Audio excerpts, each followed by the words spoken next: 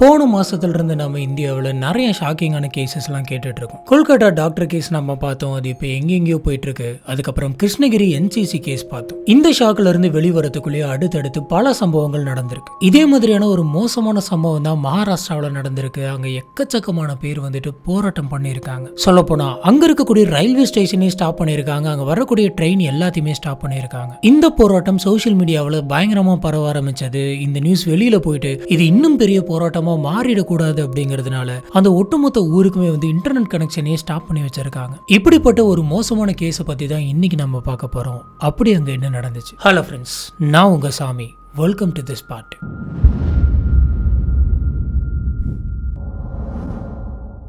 மகாராஷ்டிரால தானே டிஸ்ட்ரிக்ட்ல பேட்லாப்பூர் அப்படின்ற ஒரு ஊர் இருக்கு. இங்க வந்து ஒரு மழலையர் பள்ளி இருக்கு, அதாவது ப்ரீ ஸ்கூல் அப்படின்னு சொல்லுவாங்க. இங்க படிக்கக்கூடிய 2 குழந்தைங்களுக்கு தான் ரொம்ப மோசமான ஒரு விஷயம் நடந்திருக்கு. இதுல ஒரு குழந்தைக்கு 2 வயசு, ஒரு குழந்தைக்கு 3 வயசு. இந்த 2 குழந்தைகளும் ஸ்கூலை முடிச்சுட்டு அன்னைக்கு வீட்டுக்கு போயிருக்காங்க. அதுல ஒரு குழந்தை ஸ்கூலை முடிச்சுட்டு வீட்டுக்கு போன உடனே அவங்க அம்மாவை பார்த்து, அம்மா எனக்கு வலிக்குது அப்படின்னு சொல்லியிருக்கு. அவங்க அம்மாவுக்கு ஒண்ணுமே புரியல. குழந்தையும் பயங்கர டயர்டா இருக்கிறத பாக்குறாங்க. அதனால எதுவுமே யோசிக்காம உடம்பு சரியில்லை போல இருக்கு அப்படின்னு சொல்லி கொண்டு போயிட்டு ஹாஸ்பிட்டல்ல சேர்த்துறாங்க. இன்னொரு குழந்தையும் வீட்டுக்கு போயிட்டு எனக்கு உடம்புலாம் வலிக்குதுமா அப்படின்னு சொல்லியிருக்கு. அவங்க அம்மா எங்கம்மா வலிக்குது அப்படின்னு கேட்டிருக்காங்க. அப்ப அந்த குழந்தை வந்துட்டு எங்கெங்கெல்லாம் வலிக்குது அப்படின்னு சொல்லி தொட்டு காமிச்சிருக்கு.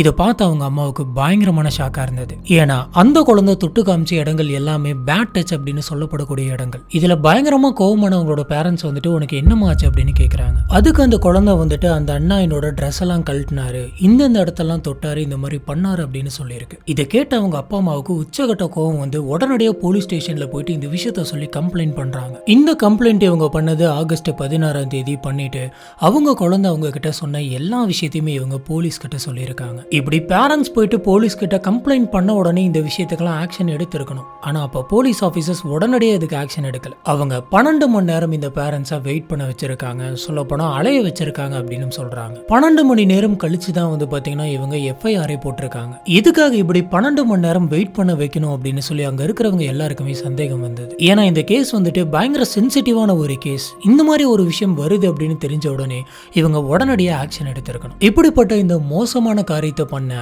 அந்த நபருடைய பேரு அக்ஷய். இவனுக்கு 23 வயசு ஆகுது.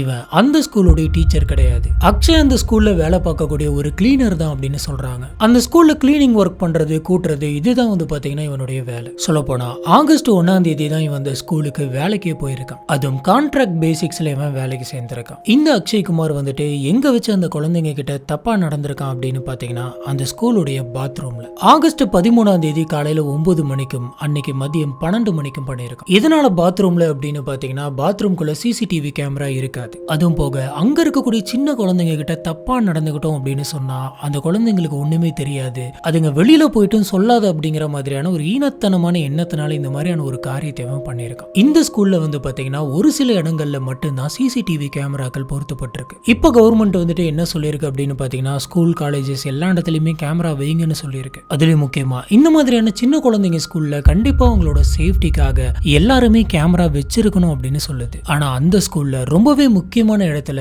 அதுலயும் ரொம்பவே லிமிட்டடான பிளேசஸ்ல மட்டும்தான் கேமரா வச்சிருக்கு. அப்படி வச்சிருக்கக்கூடிய கேமராவும் வந்து பாத்தீங்கன்னா முக்காவாசி கேமரா ஒர்க்கே ஆகாம இருந்திருக்கு. இந்த மாதிரியான கேமராஸ் எல்லாம் வந்துட்டு குற்றத்தை தடுக்கணும் அப்படிங்கிறதுக்காக ஒரு சேஃப்டிக்காக வைக்க சொல்றாங்க. அப்படிப்பட்ட கேமராவே யாருமே ஒழுங்கா மெயின்டைன் பண்றது கிடையாது. பொதுவா பேரண்ட்ஸ் எல்லாருமே தன்னோட குழந்தைங்க வந்துட்டு நல்லா படிக்கணும், அதை விட முக்கியமா அந்த இடத்துல ரொம்பவே சேஃபா இருக்கணும் அப்படின்னு நம்பி தான் ஒரு ஸ்கூலுக்கு வந்து சேர்த்திட்டு போறாங்க. ஆனா ஸ்கூல்ல இந்த மாதிரியான சேஃப்டி மெஷர்மெண்ட்ஸ் எல்லாம் பண்ணாம வச்சிருக்கிறது ரொம்ப ரொம்ப தப்பு. அதுவும் போக பொதுவா கேர்ள்ஸ் டாய்லெட்டை கிளீன் பண்ணும் அப்படிங்கிறதுக்கு ஒரு உமன் ஸ்டாஃபை தான் வந்துட்டு எப்பயுமே போடுவாங்க. ஆனா அந்த ஸ்கூல்ல அந்த மாதிரி எதுவுமே கிடையாது. பாய்ஸ் டாய்லெட், கேர்ள்ஸ் டாய்லெட் ரெண்டுத்தையுமே சேர்த்து இவங்க தான் கிளீன் பண்ணிட்டு இருந்திருக்காங்க. ஏன் நீங்க மேல் ஸ்டாஃபை மட்டும் வச்சிருந்திருக்கீங்க?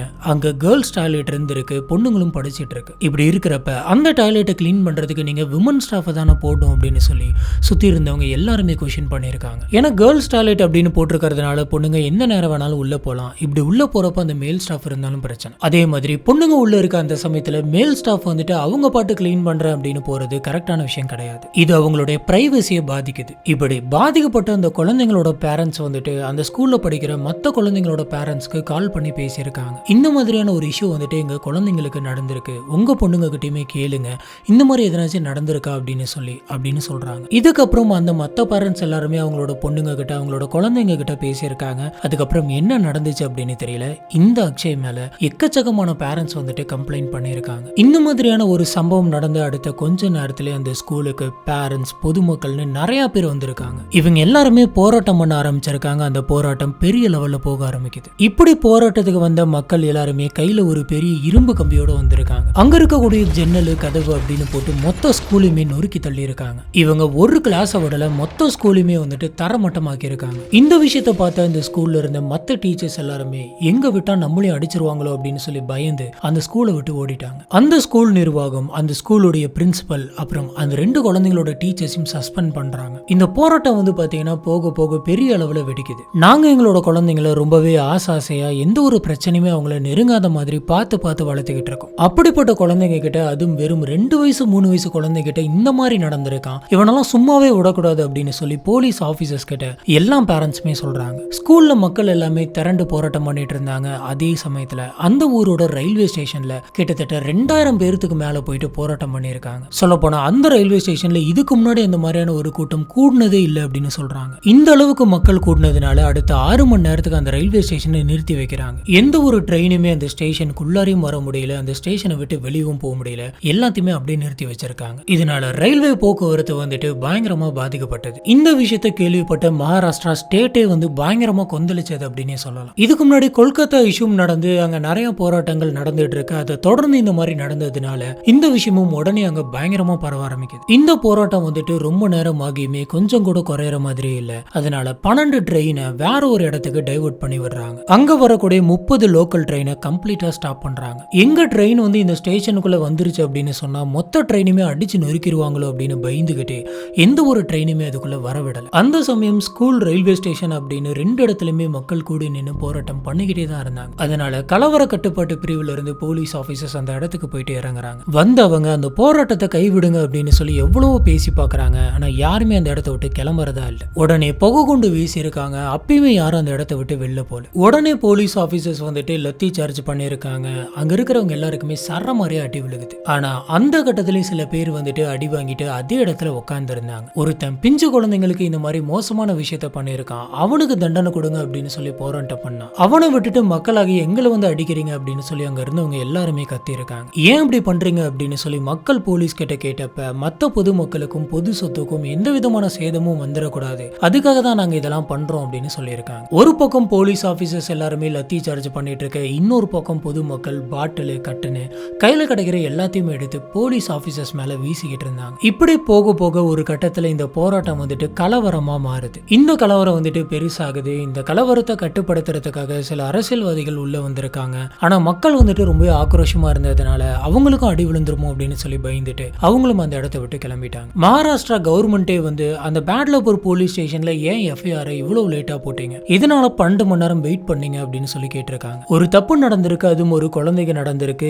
எதனால நீங்க இப்படி அலட்சியமா இருந்தீங்க அப்படின்னு சொல்லி கவர்மெண்டே வந்து அந்த ஸ்டேஷனை கண்டிச்சிருக்கு. இந்த பேட்லாப்பூர் போலீஸ் ஸ்டேஷனை நம்பி எந்த விதமான பிரயோஜனமும் இல்லை அப்படின்னு சொல்லிட்டு கவர்மெண்டே திட்டி ஒரு சிறப்பு விசாரணை குழு ஒன்னு அப்பாயிண்ட் பண்ணிருக்காங்க. இந்த டீமை அந்த கலவரத்தை பத்தி விசாரிக்கிறதுக்காக அனுப்பி வைக்கிறாங்க. இந்த கேஸ் வந்துட்டு இந்த இடத்துல குழந்தைங்களுக்காக பண்ண போராட்டமா இல்லாம கலவரம் பண்ணவங்களை பிடிக்கணும் அப்படின்ற மாதிரி மாறிடுது. இப்படி அந்த கலவரம் போயிட்டு இருக்க ஒரு கட்டத்துல போலீஸ் ஆபீசர்ஸ் வந்துட்டு பேசி அவங்கள அனுப்பி வைக்கிறாங்க. அந்த போராட்டம் வந்து கலையுது. மறுபடியும் வந்து போராட்டம் பண்ணிருக்காங்க. திருப்பியும் கலைச்சு விடுறாங்க. திருப்பியும் போராட்டம் பண்ணிருக்காங்க. இந்த மாதிரி கலைஞ்சு போராட்டம் பண்ணிக்கிட்டே இருந்திருக்காங்க. இதே மாதிரி போராட்டம் கண்டினியூ ஆயிட்டே இருந்துச்சு அப்படின்னு சொன்னா இந்த போராட்டம் ஒட்டுமொத்த ஸ்டேட்டுக்குமே பயங்கரமான கலவரமா மாறிடும் அப்படின்னு போலீஸ் யோசிச்சாங்க. இது ஒரு பெரிய போராட்டமா மாறி நிறைய சேதம் ஆயிடக்கூடாது அப்படிங்கிறதுனால கவர்மெண்டே போலீஸ் ஆபீசர்ஸ் கிட்ட சீக்கிரமா இந்த பிரச்சனையை முடிச்சு வைங்க அப்படின்னு சொல்றாங்க. நேஷனல் ஹியூமன் ரைட்ஸ் கமிஷன் வந்துட்டு மகாராஷ்டிரா போலீஸ் ஆபீசர்ஸ் கிட்ட இந்த கேஸோட டீடைல்ஸ் ஸ்டார்டிங்ல இருந்து என்ன நடந்துச்சு அப்படின்னு ஒண்ணு கூட மிஸ் பண்ணாம மொத்தமா எங்க கிட்ட தாங்க அப்படின்னு கேக்குறாங்க. இதுல ஆரம்பத்துல என்ன நடந்துச்சு,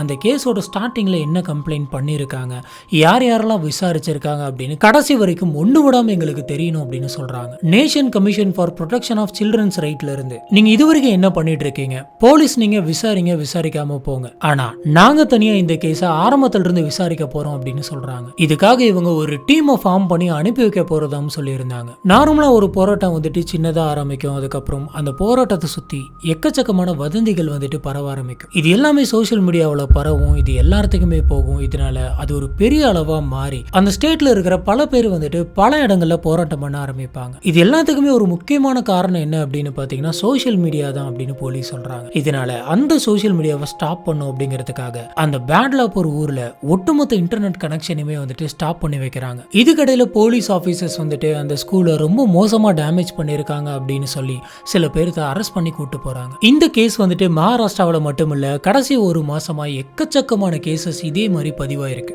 ராஜஸ்தான்லயும் இந்த மாதிரி 2 சம்பவம் நடந்திருக்கு.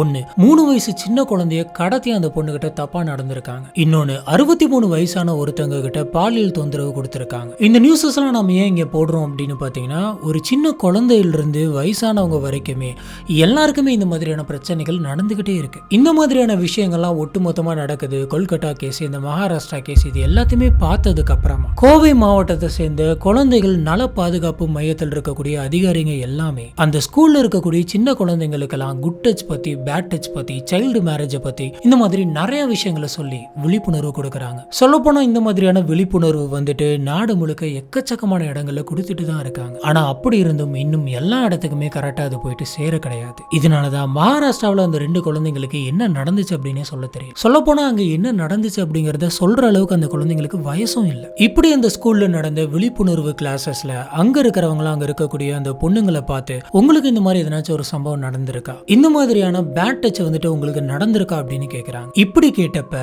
அந்த ஸ்கூல்ல படிக்கக்கூடிய எக்கச்சக்கமான 7th ஸ்டாண்டர்ட் 8th ஸ்டாண்டர்ட் சேர்ந்த பொண்ணுங்கெல்லாம் எனக்கு இந்த மாதிரி நடந்திருக்கு அப்படின்னு கை தூக்கி இருக்காங்க. இதை பார்த்த ஆபீசர்ஸ் எல்லாருமே பயங்கரமா ஷாக் ஆகுறாங்க. சொல்ல போனா இந்த மாதிரியான சம்பவங்கள் வந்துட்டு பொண்ணுங்களுக்கு நிறைய இடத்துல நடந்துட்டு இருக்கு. இப்படி பொண்ணுங்கள்ல 3/4 பேர் வந்துட்டு அவங்கள சுத்தி இருக்கிறவங்கனால இந்த மாதிரியான பிரச்சனைகளை ஃபேஸ் பண்ணிக்கிட்டு இருந்தாங்க அப்படின்னு சொன்னா நாளைக்கு சொசைட்டி எப்படி இருக்கும், எப்படி பீஸ்ஃபுல்லான ஒரு என்விரான்மெண்ட்டை வளர்க்க முடியும். இதுக்கு பின்னாடியே நம்ம எல்லாருமே ஓடிக்கிட்டு இருந்தோம் அப்படின்னு சொன்னா நாளைக்கு நம்மளோட சொசைட்டியை, கண்ட்ரி எப்படி டெவலப் பண்றது. அதே ஸ்கூல்ல 54 வயசு இருக்கக்கூடிய நட்ராஜன் அப்படின்ற ஒரு டீச்சர் இந்த 9th ஸ்டாண்டர்ட் படிக்கிற அந்த பொண்ணுங்களுக்கு பல நாளா பாலியல் தொந்தரவு கொடுத்துட்டு இருக்கிறதா தெரிய வருது. உடனே அந்த இடத்துக்கு வந்து விழிப்புணர்வு அதிகாரிங்க எல்லாருமே அங்க இருக்கக்கூடிய மகளிர் போலீஸ் ஸ்டேஷனுக்கு இந்த விஷயத்தை இன்ஃபார்ம் பண்றாங்க. உடனடியாக போலீஸ் ஆபீசர்ஸ் நட்ராஜனை அரெஸ்ட் பண்றாங்க. இதுக்கப்புறமா போலீஸ் ஆபீசர்ஸ் அங்க படிக்கக்கூடிய மாணவிங்க கிட்ட எல்லாம் போயிட்டு அங்க என்ன நடந்துச்சு, என்ன நடந்துட்டு இருக்கு அப்படின்னு கேக்குறாங்க. இப்பதான் வந்து பாத்தீங்கன்னா இன்னும் அதிர்ச்சியான நிறைய விஷயங்கள் தெரிய வருது. பாதிக்கப்பட்ட மாணவிங்க எல்லாருமே அவங்களுக்கு இந்த மாதிரிலாம் நடந்துகிட்டு இருக்கு அப்படின்ற விஷயத்த